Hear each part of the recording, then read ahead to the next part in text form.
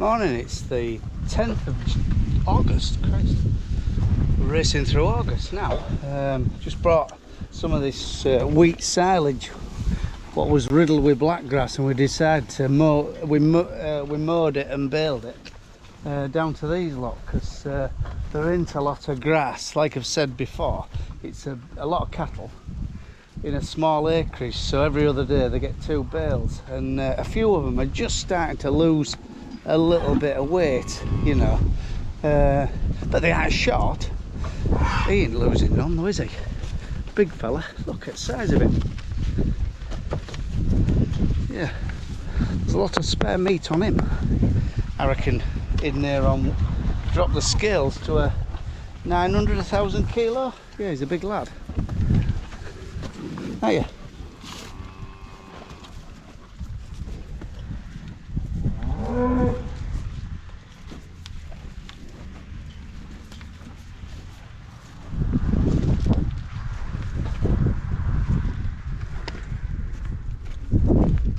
And some of the calves are getting really big now. What will they be? 8-month old. Yeah, 8-month old that. And yeah, still suckling off their mums. So that's another reason why we're giving the cows a bit of grub, because they're still producing a bit of milk. And the smaller ones, what I got later on, they're doing well and all. You know, the 3 I bought in. Where's Junior? Where's the tiny one? The real late calver. Are there? That little heifer there. She's doing well.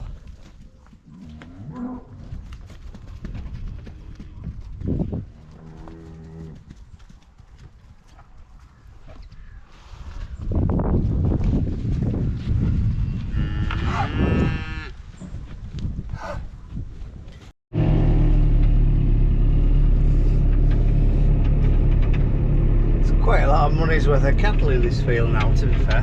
You know, built it up. I ain't made any money yet. Whether I'm gonna, I don't know, but the bank manager looks at that as an asset, sort of. Well, it's an asset, isn't it? The number of cattle you've got on the yard, the farm, is part of your farm asset. It's a safe asset and all. They've always got a good value.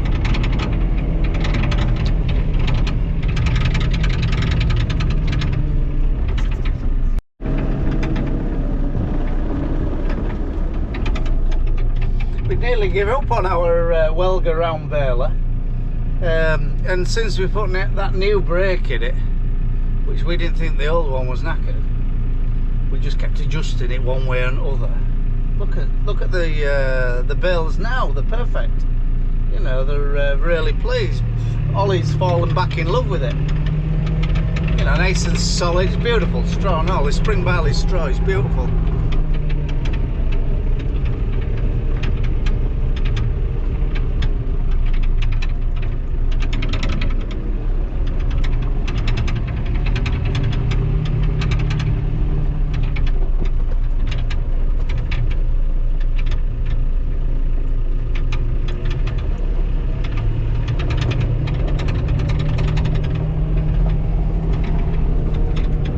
Here injecting excuse me, slurry into grasses we cleaned up the other day with it. The oilseed rape what's left, there's 3 little bloody bits where it's not dying very fast. I mean, it had a good dose of real Roundup, you know, the real McCoy, and it's just sort of dying off very, very slow. Our neighbours drilled some, and the flea beetle activities, well, I won't say zero, but Christ almighty, it's coming perfect. And well, I don't think but when we combined ours, the trailer wasn't covered in flea beetles, so it's an indication that the pressure might not be as high this year. But do we order some seed or do we not? I don't know. It's one of them.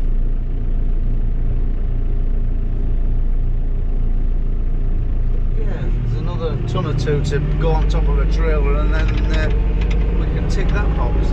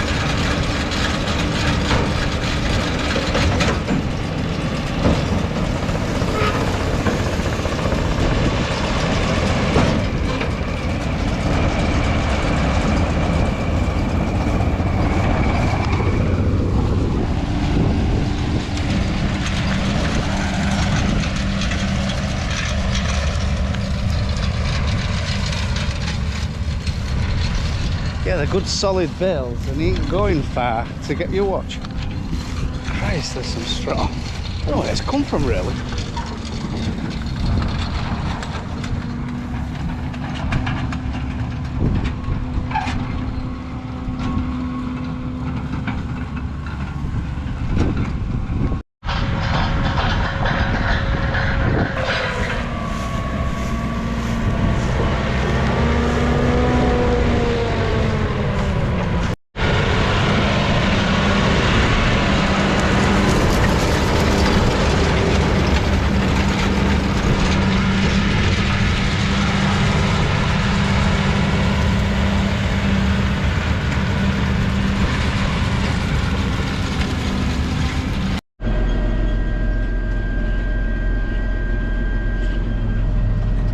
Sunday the 11th of August, just admiring the view from the job today. There's a beautiful view of the Yorkshire Wolds there. That's the photo of the Yorkshire Wolds. So if you keep going that way you end up in the sea at Bridlington and Scarborough on the east coast there. Yeah, there's our Hereford cattle in the distance there. Bit flat this way. Not to see this way, but yeah, I'm just this is grass we took, we silaged it other day. This is new grass this year and drilled in spring. We've had 2 cuts of it already. Jake slit it with slurry again after we've just recently harvested it, and I'm just running rolls over, just sealing the slits up a bit, but it's starting to dry out.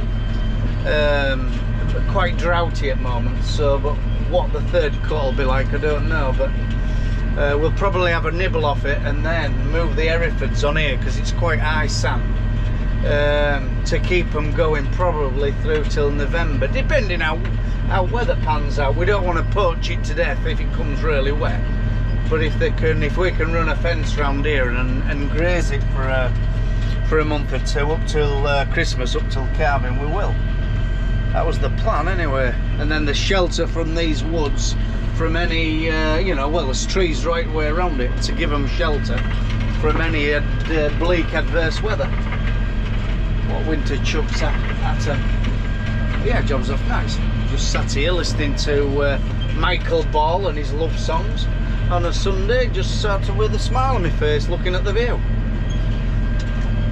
Phil's on his way now. He's going to knock a 20 acre a week down this afternoon. We are going to go mad. It ain't really ready. Our spring barley's still soft, a lot of green in tram lines and wet holes, and wheat's same. Where he is now, it's quite light land, and it's a variety called Dawson, and no, sorry, Champion. It's a variety called Champion, and it seems to be a little bit more forward than the Cranium. So we're knocking that one down today. Our Ollie's off, he's off turning a bit of hay at Latham, and then he's got a bit of barley straw to clean up. And this next week, if sun keeps like it is, we'll have a busy week and get some work done. But yeah, it's been a long time coming really. Winter barley was sort of all of a sudden fit, and we blasted that off, and that was it. End of that, and a big wait from winter barley till wheat and spring barley. Yeah, job's going good. Yes, I got our 630 back.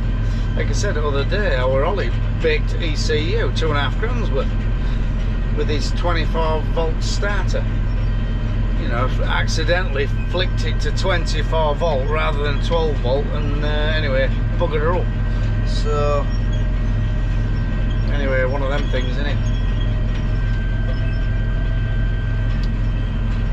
It's lovely grass this. Christ, we had our second cut was quite heavy, in fact very heavy. We've had some bales off this field already. For say a 10 acre, I think we'll have had probably about 130 bales off it. And new seeds as well, so it wasn't a cheap mix though. I got it off Mole Country Products, a lad called Tom at Driffield branch, and yeah, it was one of the more expensive ones. What I'll do hopefully 5 or 6 years, that's the plan, before it's grown out. you know, like Westerworld's 40 quid, I think this was near on 70. But the plan is it's for a last a lot longer. Yeah, if you want a word about grass seed, he knows his stuff. So yeah, Tom at Mall, nice lad and all.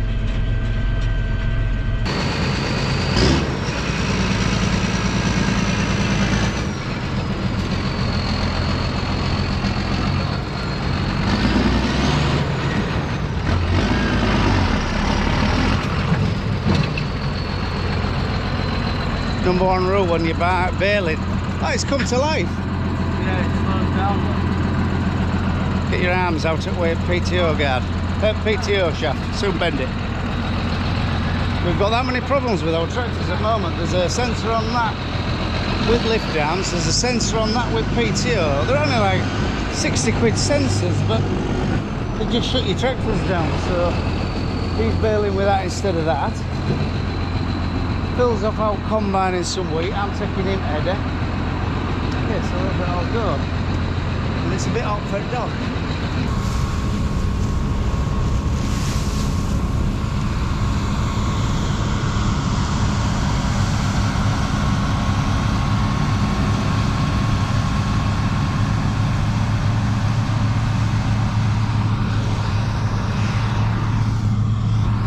This field here, we were expecting very, very little from it. But there was a couple of days in, I presume November time, where it was just glazed over. Well, actually, we drilled it in October, late October, and it came wetter and wetter and wetter, and it glazed over, and it was just looked sorry for itself all winter. And there was days when we were letting water off where, honestly, you would have thought we'd have got nothing. I don't know what she's after, but it seemed to get to spring and till her out, and it's gonna be a lot better than we thought. You know, if it does 2.5 ton, I would have thought. But there's a couple of patches like where we've put this muck hill, what's totally flooded out. There's a patch similar in that green bit over there, not a very big patch, but the rest of it, yeah, it tilled out into a half decent crop. So it's a variety called Champion.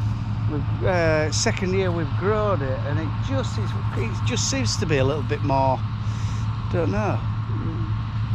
Look at dog, she's over there, look, in the blink of an eye. Can you see her right in distance jumping above corn? So what she's after, I do not know. Bloody mental. The dog's mental.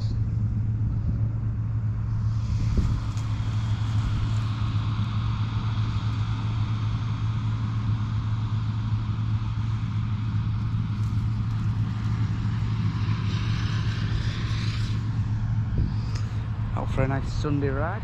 Be a bit warm in leathers, won't it? He ain't off like, he ain't half out like that out of L. So I know he's off first time round Headlands, so that's an indication that it's a lot heavier than, because these class combines, they need to be full to thresh, especially a walker machine. They need to be full, so product whacks against each other to help the threshing process. Will I?